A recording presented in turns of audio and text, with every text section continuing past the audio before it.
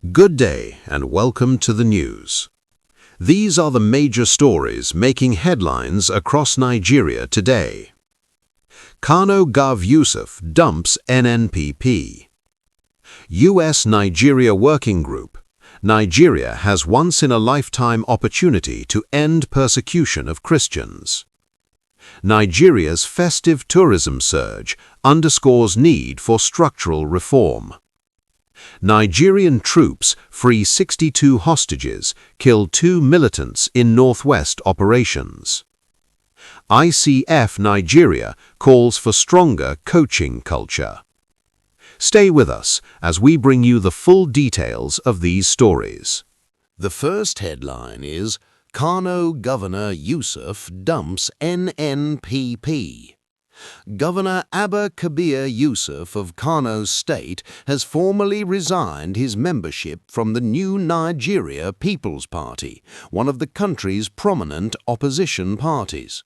He communicated his decision in a letter dated January 23, 2026, addressed to his local party chairman, with the resignation taking effect immediately.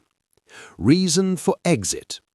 Gov Yusuf cited ongoing internal crises, leadership disputes, and unresolved legal challenges within the NNPP that he said had eroded unity and hindered the party's effectiveness both in Kano and nationally.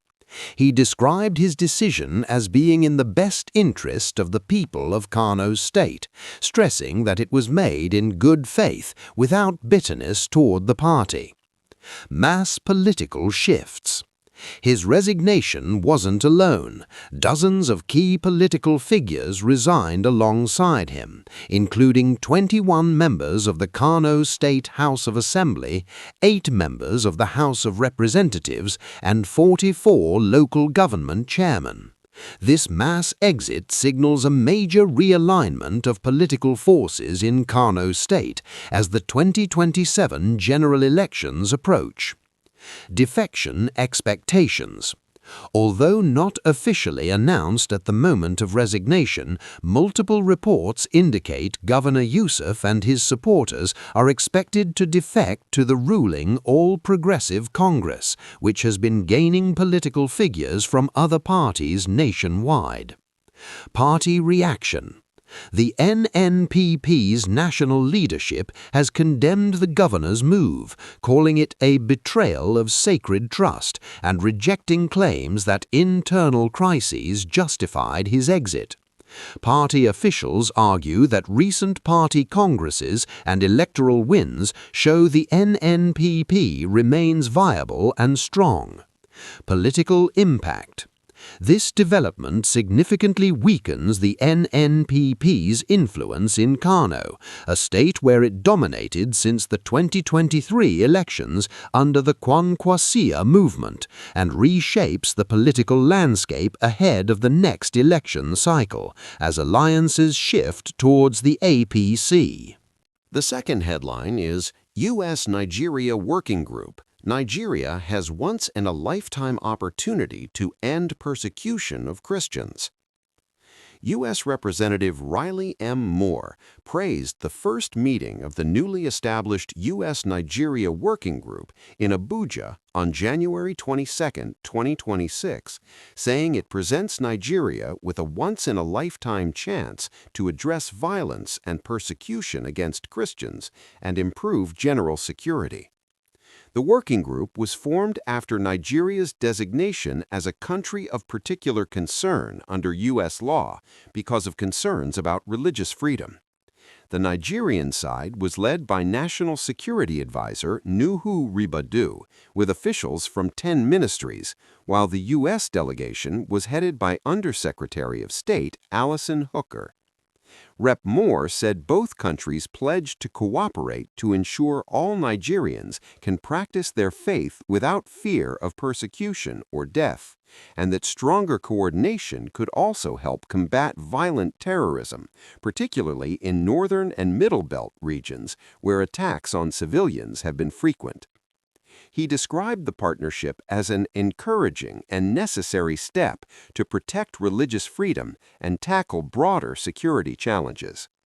In summary, U.S. and Nigerian officials are leveraging the working group to deepen bilateral cooperation with a focus on ending attacks on Christian communities, countering terrorism, and strengthening protections for religious practice, even as significant challenges remain. The third headline is, Nigeria's festive tourism surge underscores need for structural reform. Nigeria's tourism sector experienced a strong surge during the recent festive season, largely driven by the annual Dirty December phenomenon, a period of concerts, parties, family reunions, cultural festivals, and celebrations that draws millions of visitors, especially Nigerians from the diaspora, back home and attracts domestic tourists. This influx boosted hospitality, travel, and entertainment activities, with hotels, short-let rentals, and transport services operating at high capacity. However, this festive tourism boom also exposed major structural shortcomings in Nigeria's broader tourism industry. Key challenges include inadequate infrastructure like congested roads and pressure on transport systems, limited year-round tourism planning, and gaps in policy and institutional support to sustain growth beyond the December peak. Many experts and stakeholders are now calling for deliberate reforms, such as better destination planning, improved service delivery, stronger public-private partnerships, and strategic investment, so that the country can leverage its cultural attractions and growing demand into a more stable, long-term tourism economy instead of a once-a-year surge. In short, the festive season highlights both the huge potential of Nigerian tourism and the urgent need for structural reforms to turn seasonal spikes into sustainable industry growth. The fourth headline is, Nigerian troops free 62 hostages, kill 2 militants in Northwest operations.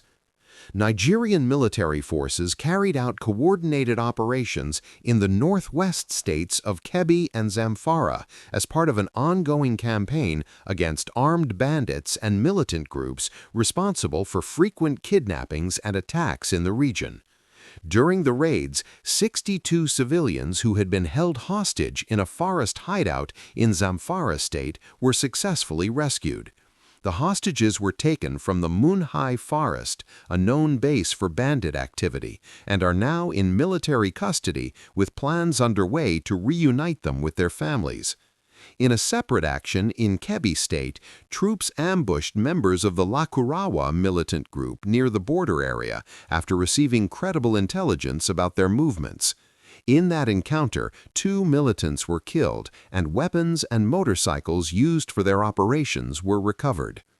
These operations highlight the Nigerian Army's intensified efforts under campaigns like Operation Fansanyama to confront rising insecurity in the Northwest, including banditry, mass kidnappings, and organized criminal violence that has affected communities and travelers across the region.